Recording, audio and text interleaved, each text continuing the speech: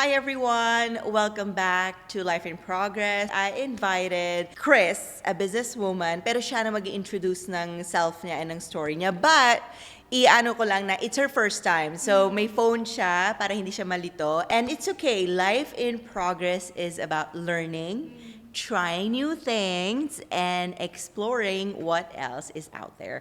So me, Chris, I love inviting yung mga tao na hindi naman kilala pero magaling sila sa industry nila. So I want to give you background lang a little bit before I welcome you. So Chris is the person behind Coconut Matter. Tinatry ko ibahin yung way ko to make you feel relaxed. Eh, parang nakikipag-usap ka lang sa akin. Ayoko siya gawin masyadong formal. So welcome to Life in Progress. Thank you, Angeli. I'm so thankful for the opportunity. So to your audience, hello. Hey everyone, I'm Chris. I run a personal natural care brand here in the Philippines and it's called Coconut Matter. You can probably find us in your favorite health and beauty retailer in the Philippines and online as well. But honestly, 2 years ago, I'm just like every small business owner. So I used to also pack our orders, ship our deliveries myself alongside my husband. who's Oh, also the here husband is also to here. support us. Dinalhan niya ako ng flowers. So ano, you Of feel course. better na? Yes, thank Okay, you. okay. Kaya ano din tayo, kunyari dahan-dahan lang, ganyan. Pero pag sa iba, blah, blah, blah, dire-diretso na. Okay, Chris, to start this podcast, I want to give you background din ng Access Travel and everything. So, I also started Access Travel like you.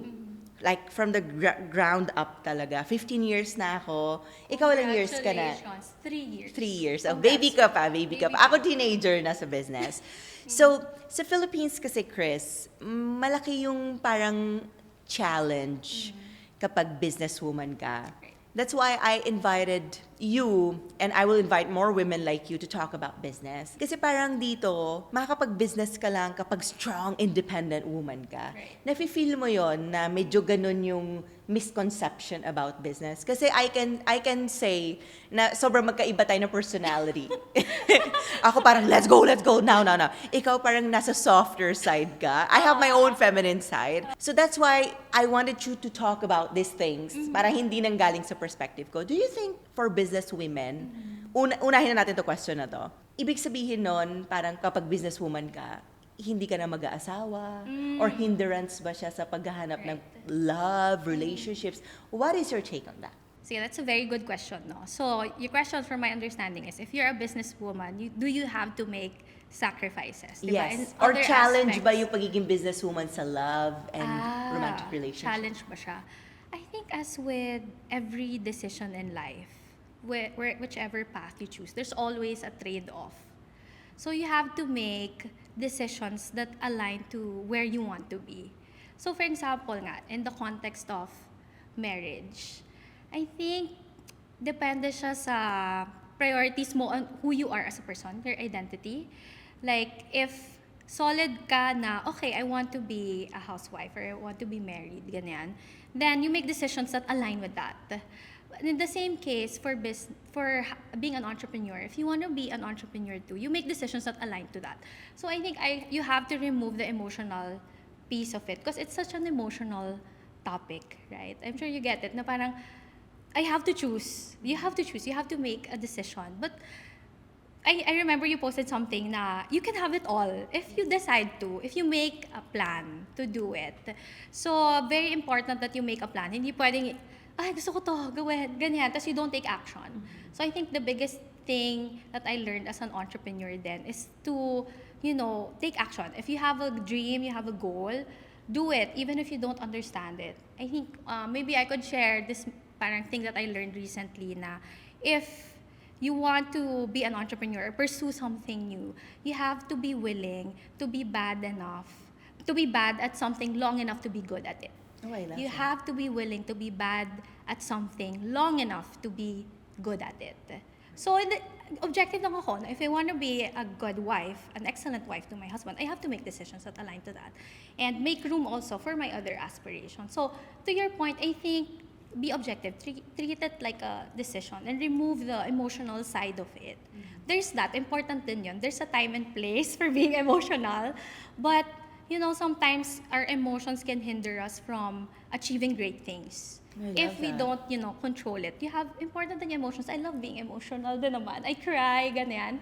But you have to have control over your emotions for you to grow, I think, and pursue a life that you want to find happiness, or you want to be fulfilled. Yun.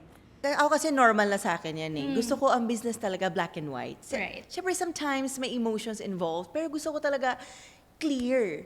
Kasi parang we have a contract, let's follow this, and let's go home. Wag na tayo may utang na loob, may drama, may ganito. Pero syempre, it takes time to learn that. Diba? Feeling ko those things are for personal life.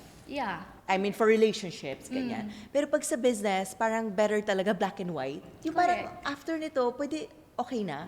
Parang wala na. Pero feeling ko, yung mga ganong bagay din, natututunan din natin with experience. Correct. Kailangan pagdaanan natin yung drama, You yung have to go through it. everything bago mo masabi yan.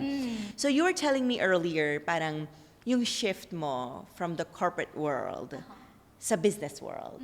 So can you talk more about that? Kasi isa pa yung challenge for women, di ba? Great. Parang ano ba pipiliin ko? Magbe-business woman na lang ako? Or i-climb ko na lang yung corporate ladder? Ano yung naging, let's say, marker mo to give up your corporate life? Okay. What was my marker? Okay. So you know what? My time in corporate, it was a fun one. I met a lot of lifelong friends, mentors. So I really had a good time. I'm grateful for that season of my life. But at the same time, I also acknowledge that it wasn't the easiest. It was tough then for me. And there was a time na I felt that I'm not at my best. Diba? That feels kind of depressing. Pero kaya masad. Bakit? In Parang which I feel like ano? I wasn't at my peak. I was not perfect Sa corporate before. world? Yeah, before. Ay, parang feeling mo may kaya ka pang gawin. Or hindi ako nag-fit sa box na to. So now that I started my own thing, my business, alongside, of course, the team and my family's help, I feel like I'm in the right box. Na-fulfill mo siya. Yeah. So, ano ba yung markers ko? I think 3 things. 3 shifts that happened for me. First was on identity.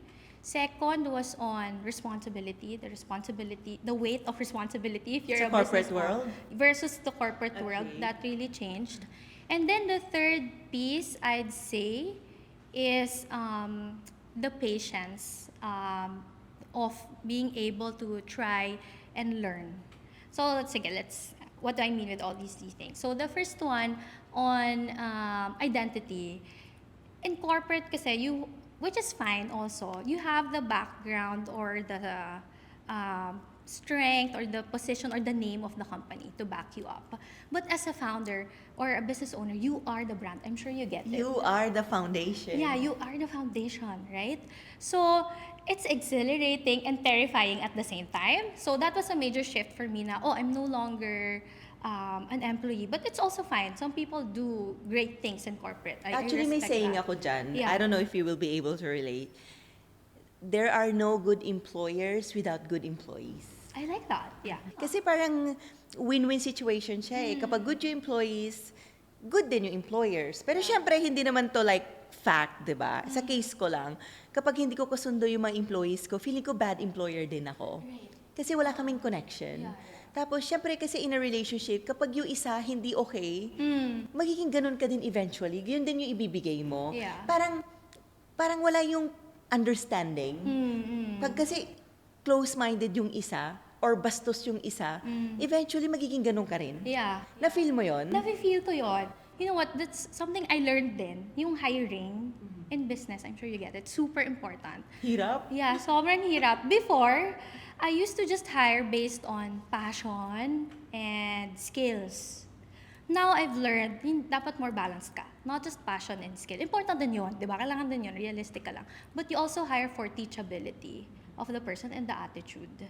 So, you don't hire, it's hard to teach kasi, it's easy to teach skills, but it's hard to teach a person to care, to genuinely care about what your mission. Diba? So, culture is who you hire. Diba? Kung sino hinar mo, din yung culture that you're building. So, that's a hard lesson din for me before. So, Right. learning talaga how to do it well, diba? Yeah. And sometimes it is okay to fail even as employers. Ako naman ngayon pag nag-hire ako, 2 lang sinasabi ko. You need to have emotional intelligence and mental toughness. I-highlight ko lang yung toughness. Kasi sabi ko, first of all, hindi talaga ako marunong mag-sugarcoat. Kapag hindi maganda, hindi maganda. Kapag maganda, maganda. But I've learned din sa journey ko na 15 years na it's not always about me being straightforward. I also need to know na not everyone is capable of absorbing that. So kung saan hindi ako nag-excel, naglagay ako ng mga bridges. How did you do that? That's interesting. Nag-hire ako ng people. Okay. Okay, ikaw yung bridge namin. Okay, ikaw mentally strong ka, dito ka. Okay. Ikaw yung magiging bridge ko sa mga taong to. Siyempre, yung self-work is not just about mga good things. I really believe self-work boils down to also knowing the bad things about you or yung weaknesses mo. Ako yung weakness ko talaga pag wala kang yung sense of parang responsibility, yung kailangan mag-follow up 10 beses, parang hello. So alam mo yun, if wala kang mental toughness, susuko ka sa ganun. Yeah. Right?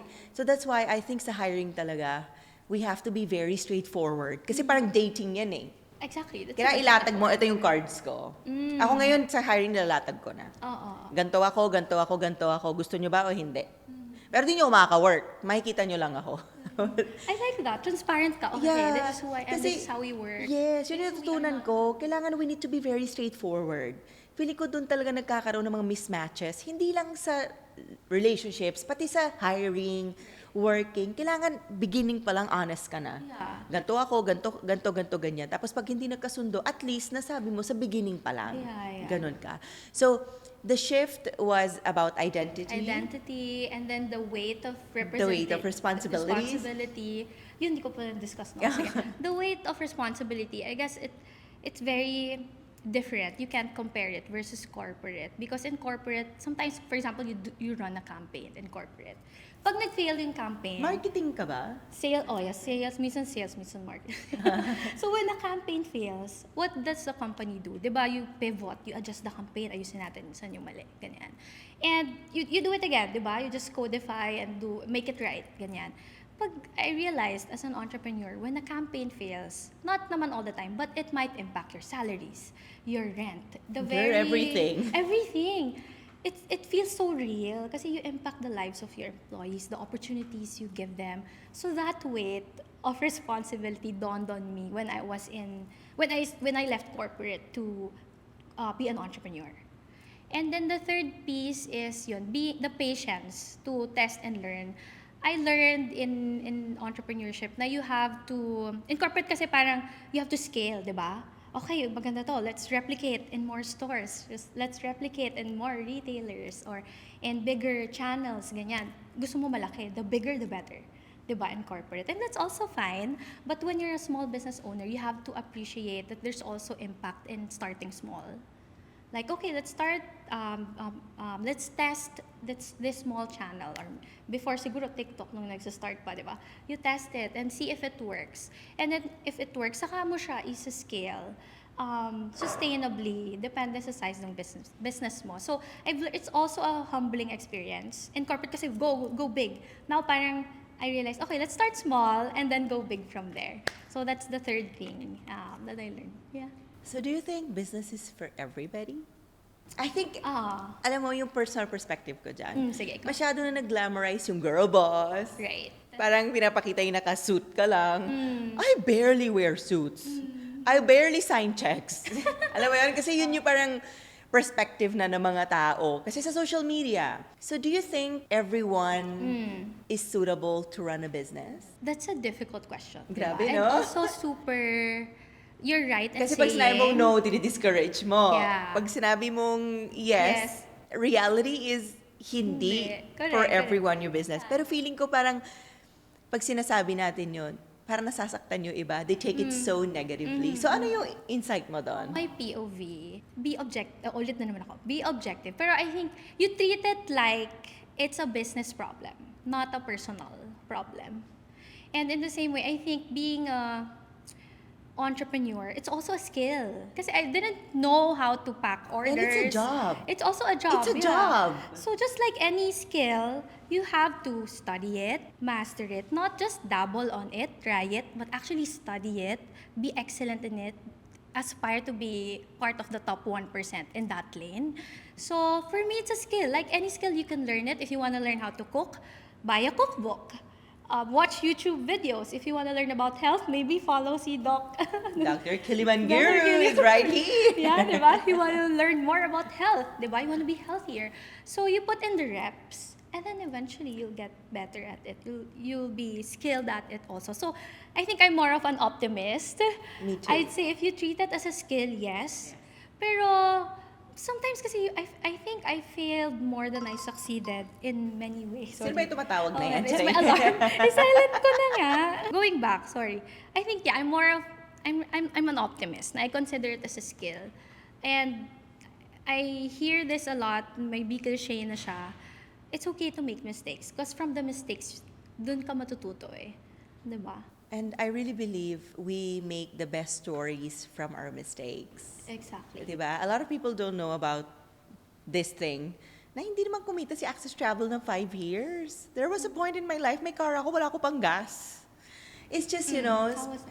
sabi mo nga, optimist tayo. I really want to look at the world with goggles, na happy goggles. Yeah. There are people na ganto, ganyan. But at the end of the day, parang we only have ourselves. We have to mind our own lives. Yes, we can look at other people as inspiration. Lahat tayo iba-iba ng pinagdadaanan.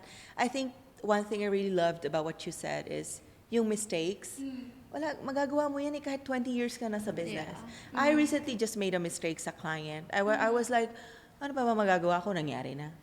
You don't go around parang binubugbog mo yung sarili mo every day, ganyan, ganto. But there was one thing that Dr. Kili said sa podcast namin, you have to go through it. The mistakes, the pain, the rejections. And honestly, ano ba yung life without all these things? Yeah, parang boring Parang ang eh. pangit naman. Puro green light. Oo, yeah. May yeah. book yun eh.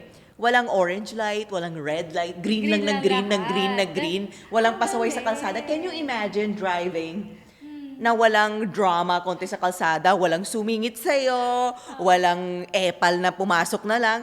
Parang, that's boring. Boring, yeah. Yeah, walang challenge. Di ba, the best movies, yung movies na grabe yung conflict, Diba? grabe yung issue, di ba? Yes, yes. Ganyan. And I really think parang entrepreneurship is really about us, the founders.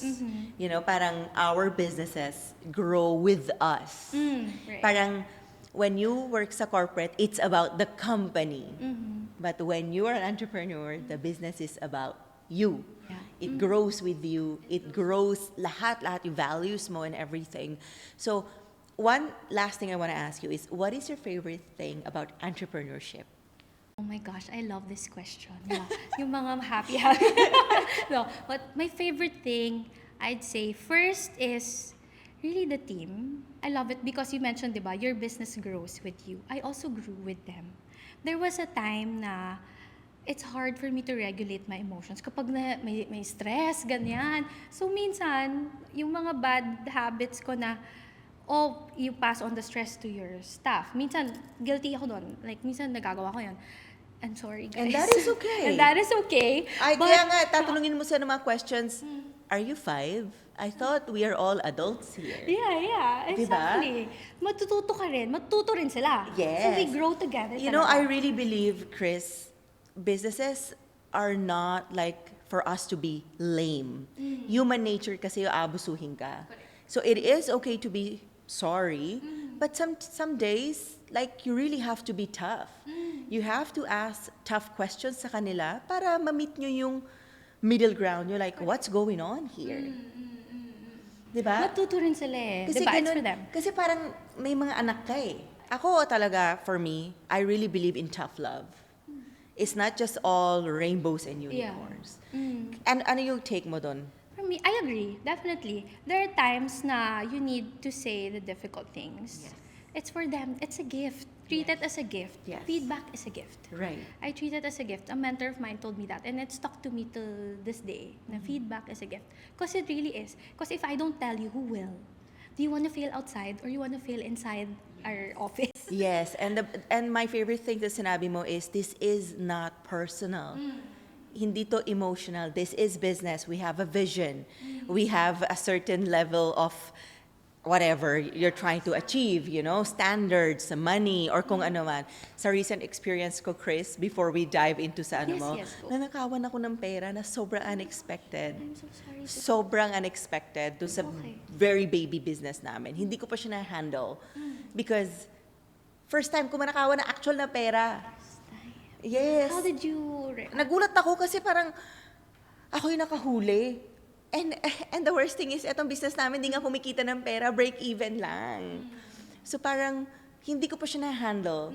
Because gusto ko muna tapusin yung work ko, bago ko siya i-handle. Pinahandle ko muna sa mama ko. Sabi ko, Mama, babalikan kita. Ikaw muna mag-handle. So if you'd ask me now, paano ko i-handle, di ko alam. Madami din akong ganyang days. And that is okay. Some days, even we are the owners, we are the leaders, we don't know what to do. You know what I call that? The parking lot. Oh, gusto ko i-explain mo yan. Ano yan? Di ko alam So, yan ah. if there are things na hindi ko pa ma-decide on, I don't know yet the answer. Pero you don't wanna answer kasi baka mali di ba? If there are things na hindi ko pa alam gagawin about it or person, ganyan, like in or crisis, ganyan, I put it in my parking lot. I list it down. Oh. Okay, this is in my parking lot. It's in my head, pero I'm not yet going to face it today. Oh, I love that. Okay.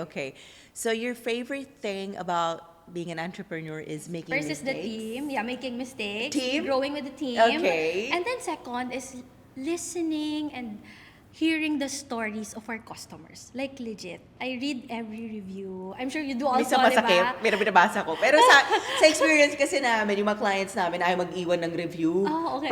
Private. So, tinitext na nila. So far naman, okay naman.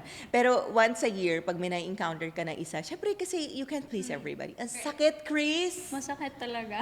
Mas gusto ko na yung client hindi nagre-reply kasi sobrang saya. Oo. Kaysa yung okay. sa case namin iba, kasi sa inyo, they really wanna leave a review. Sa amin naman, after the trip, they disappear. So, hindi mo alam happy ba, galit ba, sad ba. Tapos babalik na lang after 3 months, uy, alis kami. May new trip na. So, Okay. they don't reply na after. They just text you, pag aalis, bayad, tapos na. So what's their profile like? Super busy? How do you they're know just how very they- private. Very They don't want to private. share anything. Their photos, their anything, wala. Oh, wow. So very different. We have some market. clients, they Oo. don't even share their passports. Names really? lang. That's so interesting. Names lang. Considering you're creating their itineraries. Yes, ayaw nila. And for me, I take it in a good way. Na parang ganto kanila kami pinagkakatiwalaan. Names Oo. lang. Yeah. So we just follow. Kasi syempre, pag nagko-customize ka na experience na isang tao, even yung pagkuha ng passport, di ko mapipilit. Kung ayaw nila i-send, names lang gusto nila i-follow namin, we will do that for them. Ang galing nyo dun. Actually, you were able to circumvent that, still find ways to deliver the experiences that they Tapos, want. yes, tapos Yeah. alis na sila, tapos wala na. Hindi na namin alam. Tapos mag-appear na lang ulit yung mga number nila. Hello, alis kami, magkano? Ito na yung bayad, gano'n.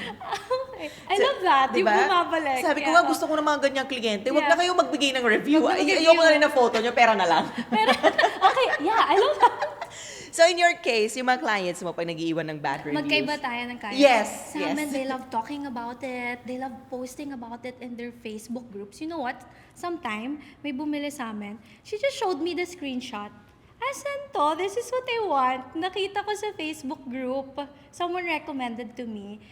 That's one, yung may nag-recommend. Second is yung transformation stories talaga. Na they would say na, you know what? I Nakita used ko to- yun, yung underarm. Underarm, yeah. Thank you for searching it. I appreciate that. May mga parang super nag-struggle sila with their underarms. They don't like the harsh ingredients. At yung iba nga susugatan pala yung kilikili. That's what I've been learning. Kanina topic namin yan, pili ka maitim kilikili o maasim Ma- kilikili. So ano? Ang pinili nila is maitim, Maitim. kilikili, hindi yung maasim. Oo, correct. O nag-alarm na naman. Okay. Check daw yung kilikili, baka maasim na. Charing. Yeah. Sa bagay, pag maitim kilikili mo, pwede may tago. Pero pag maasim, hindi mo mahirap. matatago, girl. Yeah. Yun, sobrang natutuwa ko na I've been searching for years. Buti may ganito na sa Philippines. I'm so happy. Tapos they would thank you. They're very appreciative. Mas vocal yung customers namin. So, very thankful for them. And you feel, it's unpaid eh. You really don't ask for it na. And they give it. So, sobrang gift yun. It literally puts a smile on my face. And I tell them that, you made my day. Ganon. Yeah, I love that. Minsan din, may mga difficult customers. Frequently for us, since we're in fast-moving consumer goods, fast-moving. Grabe, iba yung respect ko sa mga taong may business katulad nyo. Wala kasi akong pasensya eh. And that's self-awareness. Oo. Kaya yung kombucha business namin, sabi ko, ayoko may mabasa. May dent po konti, natanggal ko konti yung scratch. At sasabihin ko dyan, sige, ayoko na mong problema, babayaran ko na lang, kaya I don't handle it. May iba nag-handle, mas may patience. Oo, ayun. Tama yun, you surround yourself with people na who can do it better than you. Ano, naniniwala ako na parang, I need to hire people na nag-fill in sa mga weaknesses ko. I love that, yeah.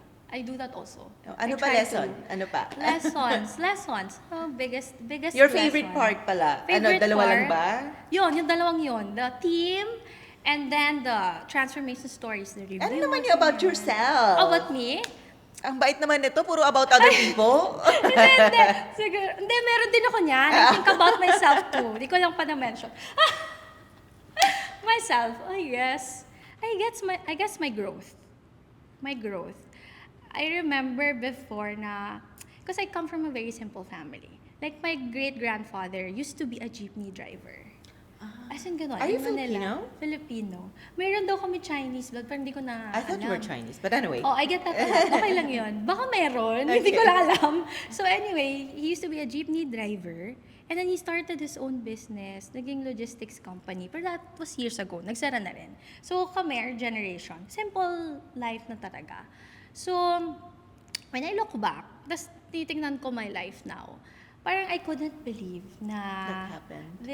the things, like for example, here in this podcast with you, talking to you, it's such a privilege for me, and parang I never dreamed of it. Even the things that I experience now, for example, traveling, it's so fun. I just started traveling maybe 3 years ago, 4 years ago with my husband. Minsan sa work, pero work yun. Your husband. Diba? He's Ayan. right here. We He's love right- him already Nag-video. for bringing me flowers. Of course. Congrats again sa podcast mo. Congratulations, we're so happy Thank for you. you. Wait, balik Tuloy-tuloy natin lang. sa'yo. Balik Ay, natin anyway, sa'yo ngayon. Sorry, nag-usap lang talaga, no? Ano yung sabi ko? So yeah, my growth. Na parang, I can experience these things na pala. But you know what? Sometimes, there's this guilt then that I feel. I don't know if some people feel that. Na parang, for example, you improved your life. And sometimes you see people around you na parang magkaiba kayo lang ng life, di ba? Hindi mo naman gusto i-compare, pero you just feel guilty na sometimes sana they also experience what I'm experiencing. Di ba? I feel that guilt sometimes, but I had to reframe my mindset na, yes, you can help them, yes, you can add value to their lives, but you have to have boundaries. And second is, they made their own decisions, diba? You live your own life, they made their own decisions. But what you can do is, to have an impact through your business, you're providing opportunities to people, diba? Helping them grow, helping the economy, the Philippines economy. And, using your gift and your skills to better the world, diba? You leave it better than how you found it. So, I really love that. Kasi, I think the people that I admire the most, they're not the richest. They're not the... Okay din naman mayaman. I love money din. good. Okay din yun. I love din yun. Pero I think what stakes talaga is your character and your integrity. So, to me, that's a big thing. Yeah. How about you? I-add ko lang, for me talaga is contentment. Nung na-experience ko yon, parang sinabi ko din to kay Dr. Kili kanina, you just need certain amount of money, certain amount of clothes, certain amount of success. Pag nakuha mo na yon, after nun, parang hindi na siya nagmamatter. Yeah. Nanonormalize kasi. Nawawala yung excitement mo and awe, nagiging normal na siya. And that's sad. Pero part siya ng human kasi feeling ko after that, ang mangyayari is, hindi ka na masasatisfy. Kailangan mo lagyan ng break Yeah. and ng preno to enjoy what you felt. Yes. Kasi pag hindi ka nag-break, magiging greed siya eventually. Magiging greed siya, lalaki siya, parang wala ka ng peace of mind. Right. Natutunan ko yan recently lang because Okay. go-getter ako eh. Let's go, now na, let's do it. Then realize ko, tapos, Yeah, tapos... wala, pagod ka. Mm. Na-enjoy ko ba yung time ko nasa Philippines ako with my mom? Hindi. Kasi ano ginawa ko? Trabaho ako ng trabaho. Diba? So ngayon, 4 days fun, 3 days work, 3 days tapos uwi na Madrid. Ah. And nalagyan ko na ng break. I love that After for you. 15 years, natuto na ako mag-break. This is okay. Yeah. It's not being parang ano ba yung term na yun na Tagalog? Kampante? Oh, No. iba yun. Complacency, kampante. Hindi. Yeah, It's oh. just you've experienced it all and na-pick mo na ano yung mga gusto mo pang ma-experience. After mo ma-experience lahat, money, fame, travel, material things, ganito, ganyan, ganyan. Apparently, na-pick ko na yung mga things na na-enjoy ko. Yeah. Na-enjoy ko pala magdamit ng Max Mara. So, na-pick ko na siya. Na-enjoy ko pala mag-travel ng malalayo, tapos yung mga destinations sa kakaiba, na-pick ko na. So, yun na lang yung ginagawa ko continuously. Parang, doon ka na nag-grow. Meron isa yung sinabi sa akin si Dr. Keely na hindi ko talaga makakalimutan. Binabanggit ko pa rin sa podcast ko. Comfort zone is not a bad thing. Right. You can grow within your comfort zone. Yeah, yeah. Naalala ko yun. Kailan mo sinabi? Mga 2 years Dog. ago. 2 years ago. Yes, It comfort really zone stuck with kasi you. parang I love that sinabi dog. pangit eh. Parang pangit pakinggan. But what if, example, etong studio na to, eto pala yung comfort zone ko sa pag-record ng podcast ko. Ayoko magpalit for the next 10 years. Kuya, dito na ako. That doesn't mean I'm not growing. Yeah. It's just I'm bringing in guests. So for me, that's growth, being in your comfort zone. You don't have to change studios all the time. Ay, iba, ganyan. Kasi parang that also screams, hindi ka satisfied all the time. Right. Feeling ko, the key sa fast world is we need to find what makes us parang happy Yeah. and yung contentment. Correct. I love that. Contentment. Yo, yeah, if girl. it works for you, do more of Kasi it. pag like ka diba? na TikTok, ay may bago na namang bag, bibili ko yan. There's always something. May bago na namang pang deodorant. Deodorant. Bibili na naman yan. Ibalik natin kay Coconut Matter. So I think that's all. What's your favorite word, sentence, I don't know, Okay. statement that you want to share with the audience? Pero I love that for you. I'm so happy Contentment? na you're content and you found, Yes, you really learned girl. that. I think that's an amazing lesson. I-apply ko yan. I-apply ko yan, definitely. Ano, what's my Favorite word, statement, I don't know, paragraph. Kung masipag kami, nasulat ka dyan sa form of paragraph pala. Can I check? Okay Yeah, of lang? course, Sige, yes. sige. Oh, for Is this the last Yes, encouragement? we're ending our episode na. Oh, meron You did ako. very well. Thank you. It's my first time. Oh my gosh. Lalong na hindi. Sige, hinga lang ako, hinga. That's what I learned. I have to breathe. Okay.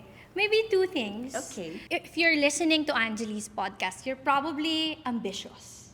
You probably love to explore and grow, di ba? And siguro good-looking ka Sana din. medyo maging softer Yeah. din ako. Parang siya, medyo maging soft, demure. Oh, ang ganun. Nagpabangs na ako, this is the beginning. Charing. Ayan, ito na yung beginning. No, but I love who you are. Okay yan, iba-iba lang talaga tayo.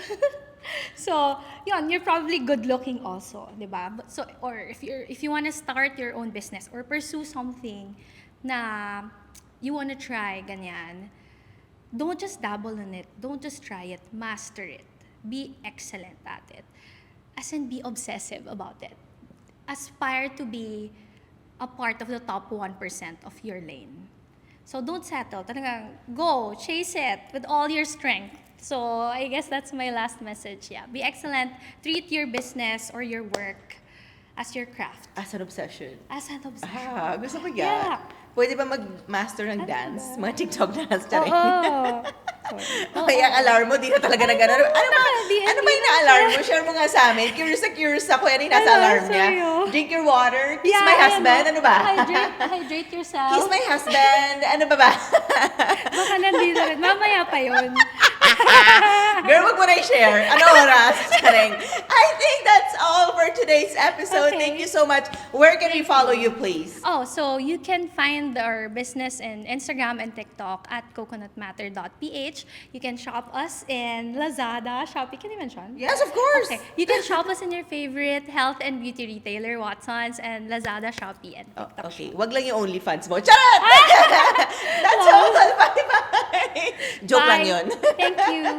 Thank you, Anjali. I Of appreciate course, you. anytime.